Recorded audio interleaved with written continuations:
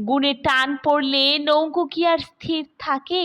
ভগবান হলেন নৌকো, ভক্তির গুণ লাগিয়ে তাকে টানতে হয়।